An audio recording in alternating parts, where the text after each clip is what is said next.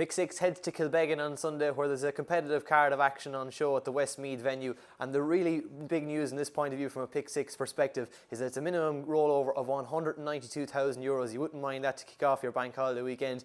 And in the opening race, leg 1 of the Pick 6 at half 2, the maiden hurdle for conditional riders, I'm going to go for a banker here. I'm going to stick with Joseph O'Brien, Santiago de Cuba. Donny McInerney rides the champion conditional. And if you look at his hurdles form, he was 5th to Mengley Can back in November. I think it was at Navan before a really good reappearance at Punchestown last month. He should take all the beating here. He boasts superior form, has a yard in form, and has a jockey that is superior to the rest as well in conditional standings last year.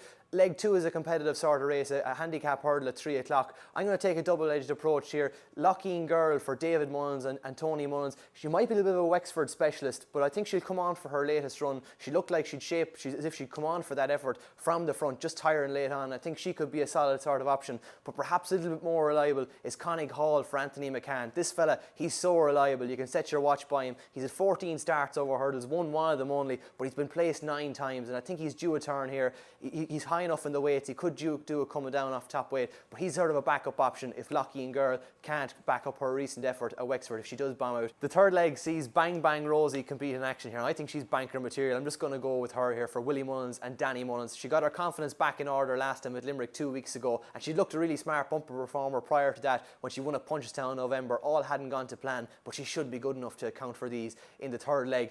The fourth leg is a tricky race, and I'm going to go with 2 here once more. And the Churchgate is the first one I'm going to look at for Matthew Smith, and we've got Ryan Tracy taking off £5 here. This fella is so well handicapped over hurdles, but he doesn't seem to know that. He can't win over hurdles lately, and he's dropping down the weights, but I think he's £12 well in compared to his chasing mark. He's a solid sort. He won't mind any rain that's fallen. I've seen actually there's a forecast of potential spot flooding at Kilbeggan, although it's currently good to farm at the time of recording. I think he could be a competitive one should any rain arrive. And Drumreedy Lad, he's the other guy to keep an eye out for here, for Robert Tyner and for Philip Enright. He had good effort previously. I think it was at Thurles in heavy ground before he went to Clonmel recently enough. I think it was 11 days ago, and on better ground he showed himself equally as effective, but this step up in trip is exactly what he wants. It was too short for him last time, and he was just keeping on well. I think he can be very competitive here. The fifth leg is a beginner's chase over 2.5 miles. Cagney and Prava Laguna are the 2 to keep an eye out for here, although perhaps unoriginal. I think Cagney is a really solid horse. Made a nice reappearance after a long layoff, 508 days off I think it was,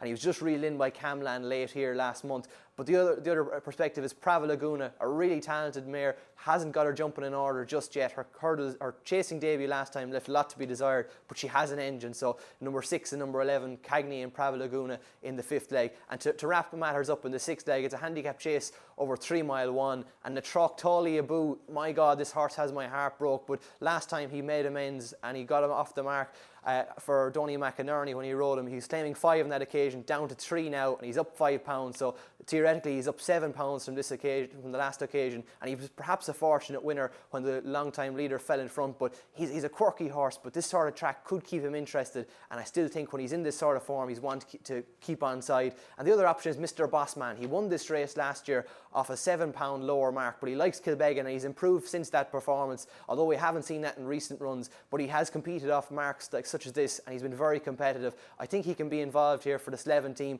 and last time should have just put him spot on for this over hurdles at Down Royal. So overall, Natroctali Abu and Mr. Bossman number 2 and 3 in the final leg. That's it from Kilbeggan on Sunday. It looks a really competitive card of action. There's 192,000 guaranteed rollover to hit the track on Sunday. An absolutely super task for any punter in store. Relish the challenge. Hopefully you can do it, and if you want to get involved, you can do it on course or at thetote.com. Get involved online. Best of luck with your selections.